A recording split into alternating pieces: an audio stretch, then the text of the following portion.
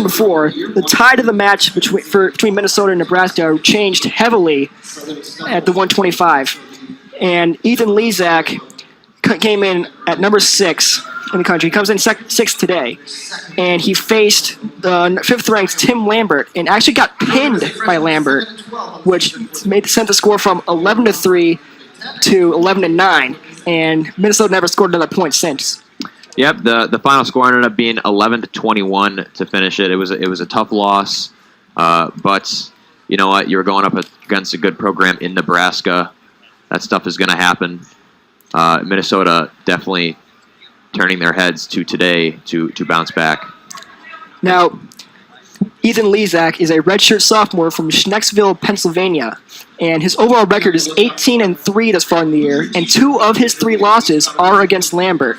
The other loss being the 3rd-ranked Nick Suriano of Penn State. Lizak has lost 2 of his last 3 matchups, so he's looking to reverse his fortunes here. The 125 weight class has also been dominated by Minnesota with a 32-14 record so far this year. Now, Liam Cronin and not Elijah Oliver will be wrestling here for Indiana. And Cronin is a true freshman from Orange, California, and not a whole lot of experience as far. He did face Purdue in Indiana's last outing, losing by decision to Ben Thornton 4-3. And that decision came down to riding time. It was 3-3 until he lost to riding time. Purdue had an advantage by about a minute. And speaking of riding time, Lizak building even more riding time against Cronin, as we're up to a minute and a half of riding time. And this was a match that was expected to get a lot of points, as we see a quick start here by Lizak.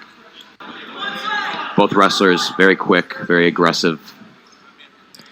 And we talked with Coach Brandon Eggum for Minnesota, the interim head coach, I should say.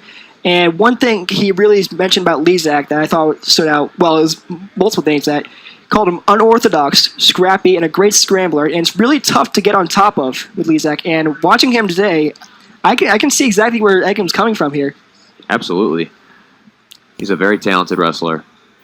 Coach had a lot of praise for him, a lot of respect, and he's showing it out here on the floor right now.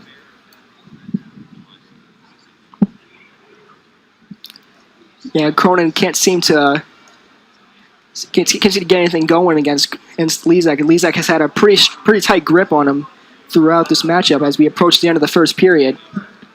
Lizak just building riding time, almost completely taking that first match with a riding time of 2:33. Yeah, Cronin spent about 37 seconds with Lizak off of him this whole match in that first period. And so Cronin will start from the bottom and try getting a quick escape point here.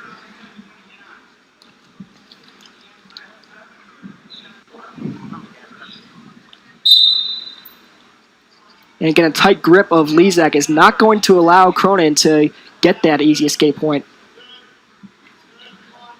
Appears to be Lizak's just quickness and strength is from that starting position to dominate Cronin early in this match. Yeah, Lizak will only be Cronin's 4th-ranked opponent faced this far this year, and Lizak is 0-3 against such opponents this year, 7-12 overall. He has faced Josh Rodriguez of North Dakota State and lost, and that Freddie Rodriguez of SIU Edwardsville, and Shakur Laney of Ohio at the Midlands tournament.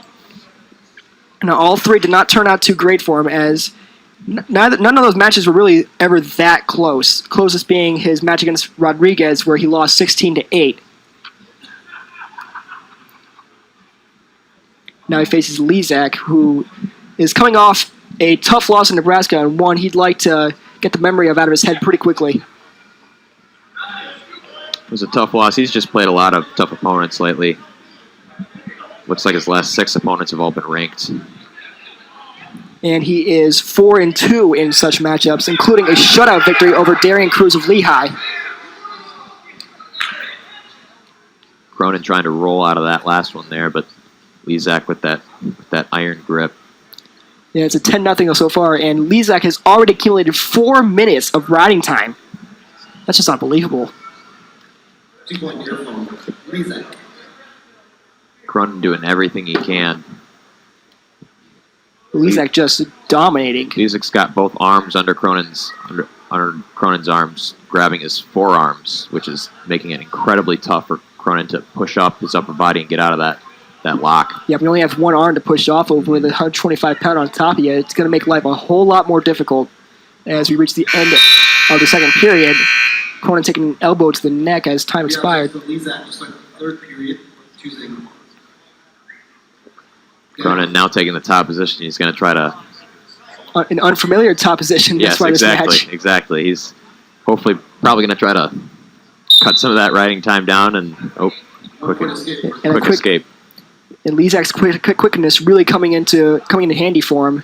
Surprising that Cronin didn't go after Lizak more out of that first. He kind of let him go. Yeah, he kind of held off a little bit, but now he looks like Lizak's got a leg. And as Cronin works his way up. And he couldn't quite escape out of that one. And it's going to be another takedown for Lizak. Now, a minute and a half remains here, and never say never, but this could be the third shutout for Lizak. Now, Cronin has not been shut. Actually, that's not true. He was shut out his first match against Ben Thornton at the Eastern Michigan Open. But then his very next matchup, he shut out Mike Stewart of Findlay.